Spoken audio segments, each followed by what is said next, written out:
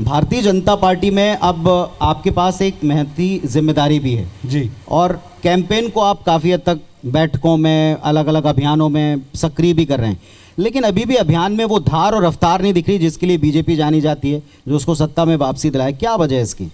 नहीं, बीजेपी ने corona time में स्वाभाविक रूप से सारी राजनीतिक गतिविधियां भी प्रभावित हुई थी।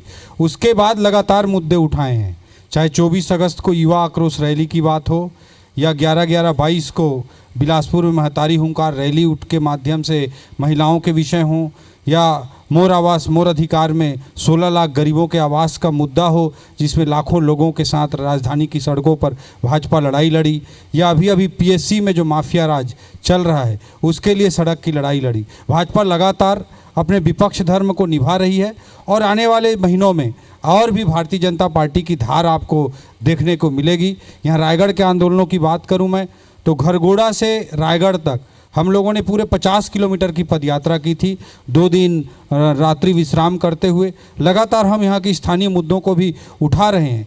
जिस सड़क के लिए जो मेन रोड है रायगढ़ से घरघोड़ा का, हमारे सभी लोग यहाँ पे बैठे हुए हैं, कोई राजनीतिक पार्टी की बात नहीं है, हमारे कांग्रेस के साथी भी यहाँ पे बैठे हुए हैं। सभी लोग जानते हैं कि कभी भी तमनार और घरघोड़ा जाने के लिए हमीरपुर के रोड से जाना नहीं पड़ता था, आज उसी रोड का सहारा लेना पड़ता है घरघोड़ा जाने के लिए। और जिस दिन हम लोगों ने जिस 3 दिन में पदयात्रा की थी, उसके अगले दिन ही एक कबड्डी खेलते हुए सरकारी प्रतियोगिता में एक युवा घरघोड़ा के पास आहत होता है, उसकी दुर्घटना होती है और उसको एम्बुलेंस में चढ़ाकर रायगढ़ लाने में 50 किलोमीटर को 4.5 घंटा लगता है। ये कांग्रेस का व्यक्ति हो या भाजपा का व्यक्ति हो, हम सब के लिए दर्द का विषय है। और इस तरह से जो रायगढ़ के हालात हैं ये बहुत दर्दीले हैं। केलो बांध की जो बात है, कांग्रेस के ज़माने में 50 साल तक मौका मिला था, 3 मुख्यमंत्रियों ने 5 बार शिलान्यास किया, लेकिन केलो डैम नहीं बन पाया था। केलो डैम को रमन सिंह जी की सरकार ने उसका शिलान्यास भी किया, उसका उद्घाटन भी किया और अब उसको किसानों तक नहर को पहुंचाना था। 5 साल का समय बीत गया है, किसानों तक नहीं पहुंच रहा है। ये हम सबकी जिम्मेदारी है, राजनीति की बात नहीं है, पार्टी की बात नहीं है। किसानों को नहीं मिल पा रहा है, बड़ी बात है। तो इस तरह की कांग्रेस की जो विफलताएं हैं वो निश्चित रूप से टीस देने वाली हैं और जनता इसके लिए निश्चित रूप से जवाब देगी। ये मुद्दों की बात हो गई, मैं आपसे पार्टी की सक्रियता की बात कर रहा था। और पार्टी में आज की तारीख में ये ट्रेंड मेरे ख्याल से भारतीय जनता पार्टी ने कि एक एग्रेसिव पॉलिटिक्स करनी है, मुद्दे एजेंडे पहले से सेट करने हैं, साथ ही साथ चेहरों को लेकर आपको आगे बढ़ना है। हर तरफ जहां भी हम जाते हैं वहां एक सवाल उठता है, बीजेपी कुछ चेहरों को सामने क्यों नहीं लाती, अपने पुराने चेहरों को हाशिए पर क्यों धकेल रही? देखिए, ये तो संगठन के निर्णय होते हैं, संगठन की रणनीति होती है। भारतीय जनता पार्टी एग्रेसिव रूप से विपक्ष धर्म निभाते हुए हर वर्ग की लड़ाई को लड़ रही है और आने वाले महीनों में और भी रणनीति के साथ और भी मजबूती के साथ कांग्रेस को सत्ता से बाहर निकाल करके छत्तीसगढ़ महतारी और भारत देश के विकास के लिए काम करने के संकल्प के साथ और भी मजबूती के साथ लड़ेगी। अभी भी धार आपको निश्चित रूप से आवास का मुद्दा हो, चावल का मुद्दा हो, पीएससी का मुद्दा हो, सब शराब का मुद्दा हो, माफिया राज हो, 2000 करोड़ रुपए का शराब घोटाला हो, कोयले का घोटाला हो, ये सब हम लोग उठाते रहे। ये सब बीच बीच में उठते हैं और उठने के बाद में फिर ऐसा लगता है कि जैसे थोड़े दिन का आप लोगों ने ब्रेक ले लिया हो। नहीं, ऐसी कोई बात नहीं है। हम लगातार थोड़े दिन आप सक्रिय हुए, फिर थोड़ा ब्रेक, और तालियां अगर आप बजा रहे तो खुलकर बजा सकते हैं। ऐसा क्यों? अगर आपसे लोगों को उम्मीदें हैं परिवर्तन की तो आपको सतत जमीन पर सक्रिय रहना पड़ेगा। निश्चित रूप से, जैसे मैंने सड़क की बात की, मैंने बात किया कि कोयला पे जो माफियागिरी चल रही है, कोरबा में केजीएफ जो चल रहा था उसका वीडियो मैंने डाला था सोशल मीडिया में। 5 लाख से अधिक, काफी ऐसा लगा भारी भी पड़ा, 5 लाख से बहुत अधिक वायरल हो गया। तो भूपेश बघेल जी को, कांग्रेस को चाहिए था कि कोयला के माफियाओं पर कार्रवाई करते, तो उनके छोड़ करके मेरे ऊपर गैर जमानती धारा में अपराध कायम कर दिया। उस दिन रायगढ़ में वो जनमानस का आक्रोश था कि 4000 लोग सड़क पर उतरे उस FIR के विरोध के लिए। तो हम लोग लगातार विपक्ष धर्म को निभा रहे हैं। पर अच्छी बात है, उस दिन पता चला कि ओपी चौधरी जी के साथ में कितने लोग पर्सनली जुड़े हुए हैं और बहुत नहीं, वो तो पार्टी का सपोर्ट रहता है और हम लड़ाई लड़ते रहेंगे। लेकिन आपको क्या नहीं लगता कि बिना चेहरे के या बिना नायकों के आप इस जंग को जीत पाएंगे? क्योंकि कांग्रेस पार्टी ने, आप भले कह सकते हैं कि बीजेपी से प्रेरित होकर ही सही, लेकिन अब जिस तरह की पॉलिटिक्स शुरू की है उसमें वो चेहरे को छत्तीसगढ़ अस्मिता का चेहरा बताकर कहते हैं कि उनके पास ये चेहरा है, आपके पास उसका कोई तोड़ ही नहीं। देखिए, चेहरे के साथ जाना नहीं जाना ये पार्लियामेंट्री बोर्ड का फैसला होता है, एक बात।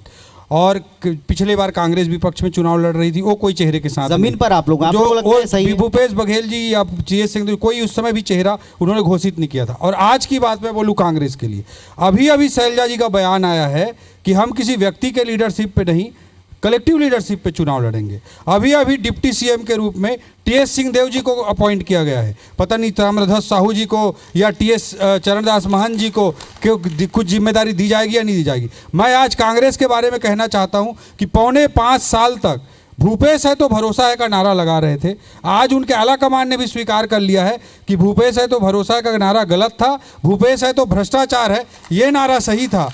और उन्होंने कहीं ना कहीं कलेक्टिव लीडरशिप की ओर अब भागने की कोशिश कर रहे हैं, लेकिन अब पछताए होत क्या जब चिड़िया चुग गई। पर कांग्रेस तो ये भी कह रही कि आपने खूब डोरे डाले बाबा साहब पे, उनको मिलाना चाहा। बाबा साहब ने खुद कहा ऐसा कोई जगह नहीं जहाँ से मुझे ऑफर नहीं मिला।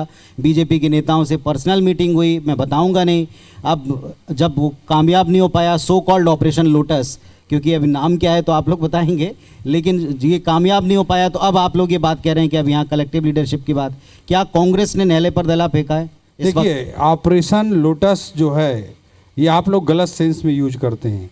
लोटस को आगे बढ़ाना, कमल के फूल को आगे बढ़ाना जिससे भारत का कल्याण हो, ये अभियान तो जनसंघ की स्थापना के साथ श्यामा प्रसाद मुखर्जी जी ने कैबिनेट मंत्री के पद को छोड़कर 10 लोगों के साथ अभियान चालू किया था।